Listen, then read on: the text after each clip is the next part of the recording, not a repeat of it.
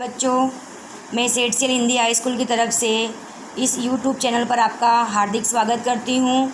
मैं कक्षा 11 के नामा के मूल तत्व विषय में चैप्टर 3 में वस्तु, सेवा और कर, गुड्स, सर्विस एंड टैक्स के बारे में जानकारी देने जा रही हूँ। जो आपके लिए नया चैप्टर है, वस्तु, सेवा और कर, गुड्स, सर्विस, टैक्स, जिसे हम कहते हैं जीएसटी के नाम से आप लोग सभी लोग जानते हैं। जिसे हम हिंदी में अगर पहला वर्ड लेते हैं वस्तु का व, सेवा का से और कर का क, जिसे हम कहते हैं वसेक। यह जीएसटी एक ही देश और एक ही कर के नारा के साथ में 1/7/2017 के ऐतिहासिक निर्णय के रूप में कानून पारित किया गया था, जिससे केंद्र सरकार, राज्य सरकार और केंद्र शासित प्रदेश में हर वस्तु का एक समान भाव मिले। क्योंकि हम लोग देखते थे पहले कि कुछ वस्तुएं हमारे राज्य में जहां हम रहते हैं उसका एमआरपी अलग थी, और अगर हम कहीं अपने राज्य से बाहर अदर स्टेट में जाते हैं तो उसे हमको अधिक कीमत चुकानी पड़ती थी, जिसके कारण भाव वृद्धि देखने को मिलती थी और कर वसूल करने वाले इसमें अधिक कर वसूलते थे। जिसके कारण केंद्र सरकार ने, राज्य ने, सभी ने मिलकर एक देश एक कर का नारा 1/7/2017 के दिन यह कानून पारित किया गया था। और इसके अंदर स्लैब तैयार किए गए 5%, 12%, 18% और 28%। इसमें कुछ जो शब्द हैं वो आपको याद करने हैं कि वस्तु और सेवा कर जो जीएसटी है, सरकार ने कब लागू की थी, तो 1 जुलाई 2017 से अमल लाया गया था। केंद्रीय वस्तुएं और सेवाओं को हम सीजीएसटी के रूप में जानते हैं। सीजीएसटी का मतलब होता है सेंट्रल गुड्स सर्विस टैक्स। उसी प्रकार राज्य की वस्तुएं, जिसे हम बोलते हैं स्टेट गुड्स सर्विस टैक्स के रूप में हम जानते हैं।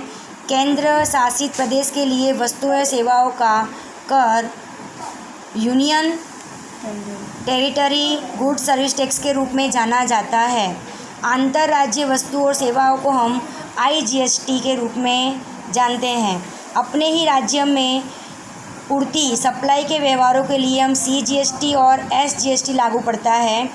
वसेक के लिए कुछ पारिभाषिक शब्द हैं जो हमें याद रखना है, जैसे पूर्ति, खरीदी हो या बिक्री हो, उसके लिए हम सप्लाई शब्द का उपयोग करते हैं।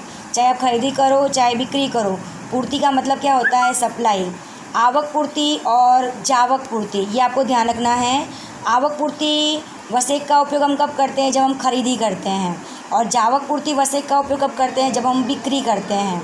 अंतर्राज्य यानी कि हमारे राज्य से बाहर, और अंतर्राज्य यानी कि इंटर स्टेट हमारे राज्य के अंदर। हमारे पास कुछ प्रश्न हैं स्वाध्याय के अंदर, उसे हम ध्यान से देखेंगे कि भारत देश की आर्थिक आवश्यकताओं को परिपूर्ण करने के लिए सरकार द्वारा कौन कौन से परोक्ष कर पहले वसूल किए जाते थे। तो आप लोगों ने देखा होगा कि पहले केंद्र सरकार हमसे बिक्री कर, आबकारी शुल्क, कस्टम ड्यूटी, सेवा कर, राज्य सरकार द्वारा मूल्य वृद्धि कर, खरीदी कर, बिक्री कर और मनोरंजन कर वसूल किए जाते थे।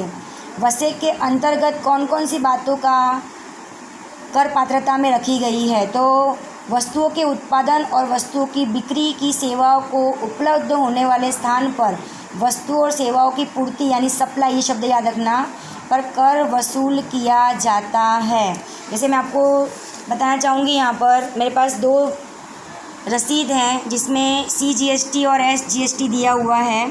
जैसे स्लैब दिया है कि हमारे पास ये, जैसे मेरे पास में एक इंडियन का सिलेंडर जो हम लेते हैं कैश में, वो आपके घर पर भी आता होगा, तो आप लोग ज़रूर चेक करिएगा जिससे आपको आसानी से समझ में आ जाए।